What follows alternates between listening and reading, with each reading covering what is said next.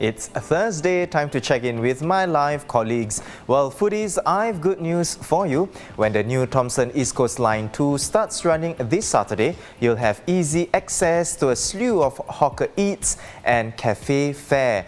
Pretty convenient as these eateries are located no more than a 10-minute walk from each station.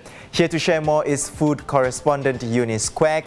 Hey Eunice, a variety of selections to choose from. Now, if I'm embarking on a TEL2 food trail, what would be your proposed itinerary? Well, so I say for the most food options, start with the Upper Thomson station. That's like basically your cafe and dessert central. You might need a few days or, slowly plan out, different days to go to different spots to try different food, because you can also head to Thomson Plaza as well. That's one of the exits on the MRT station. If you've got your walking shoes on, you might want to consider walking to Bright Hill MRT station actually, from Upper Thomson. You can, by the time you reach there, you probably want to head to Grub Bistro for a drink, some snacks, some cake, and then walk through Bishan Ang Mo Kio Park. Can walk it off there.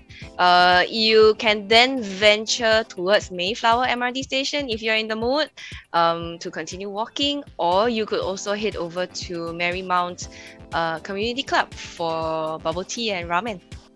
Wow. Eunice, with the convenience of the MRT, having suppers, something my friends and we often do, will not be much of a problem. Are there any good supper spots along the TEL2?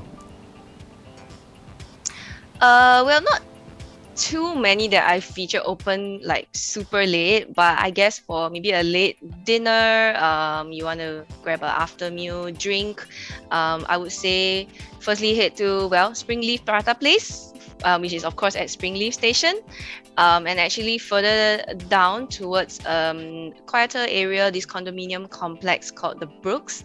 There is Daruma Tavern for drinks. There's Durian Edition, obviously for durian. You could have a nice, peaceful meal there as well. One of the later, one of those that opens later till midnight actually, is this Teochew fish porridge, Da Pai Tang. It actually is about 10 minutes walk or so from Lentor MRT station. And it's basically specializes in this like piping hot, really fresh fish soup in a clay pot. It's really good.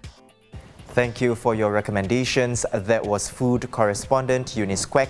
Check out Eunice's other food picks along the TEL2 on straitstimes.com. From September 8th, a vaccinated travel lane between Singapore and Germany will allow fully vaccinated people to travel between the two countries without the need for quarantine. They'll only have to undergo multiple COVID-19 PCR tests. Now, if you're considering a trip to Germany under the VTL scheme, but you're not quite sure of what to see and do there, journalist Toh Wen Li is here to share more. Wen Li, you have been to Germany. What are some places to visit and activities to do there? Yeah, so Germany is a huge place. It's a country of more than 83 million people, so it has so much to offer, and it's not impossible to narrow down to a few selections of what to see and what to do.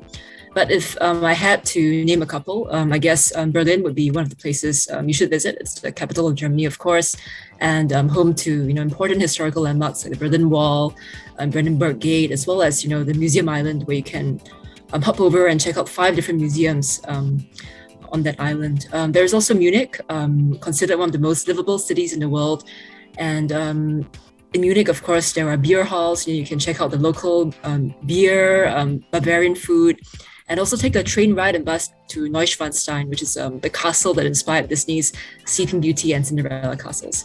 And also in terms of natural scenery, there's also the Rhine Gorge, the upper middle Rhine Valley, which is known for its picturesque views of castles and scenic towns.